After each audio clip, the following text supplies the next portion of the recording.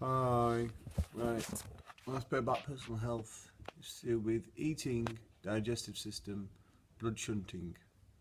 Right. It recommends that you leave 2 hours before doing any exercise if you eat a medium-sized meal. I'm playing football. Actually, let's use Carl Kenyon. Carl often tells me that he gets up half an hour before kick-off, has something to eat, goes and plays football. So if he hasn't fully digested the food, what happens? It takes 2 hours for a medium-sized meal. It's a large-sized meal, 4 hours. So what happens is that the body starts to work. Oh, actually, to digest food, the body, excuse me, sends blood to that area to make sure the digestive system works, breaking the food into smaller components which you use for energy. If you start working and doing exercise, the body also needs to send blood to the muscles.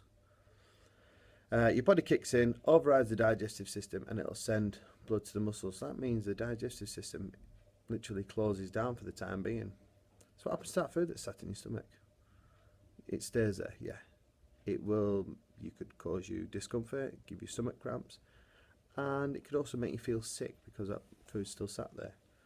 So if you don't give yourself enough time before exercising, the chances are that the food will stay in your stomach, you'll feel sick, and you won't have the required energy that you have eaten in preparation for this game or for this exercise ready for the use of the body. Right, with regards to blood in the system, we've talked about the fact that whatever's happening in your body, blood is sent to the area. So if it's breaking food down, blood's sent to the digestive system to help break the food down.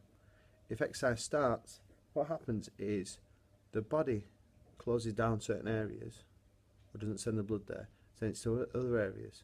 So if it was in the process of digesting and breaking food down, and you started doing exercise, the body will stop and redirect all power sources to them areas. That's what we call blood shunting. So what happens is, this is very important now, is you need to know about blood shunting, is that the body redirects all the blood to the areas it needs. You also need to know about two big words. I'm going to read these words out. Just let me get them in front of me now. Tricky words, these two. You need to know about vasoconstriction and vasodilation. Right, vasoconstriction is where the vessels in your body that carry the blood around close down. Yeah, make themselves really, really small to slow the blood flow into them areas. That happens with blood shunting. So vasoconstriction closes them blood vessels down, allowing the blood then to go to certain areas and allow small amounts down. Vasodilation makes it nice and big, so all the blood go into different areas. So the vessels dilate, making themselves bigger, allowing more blood through.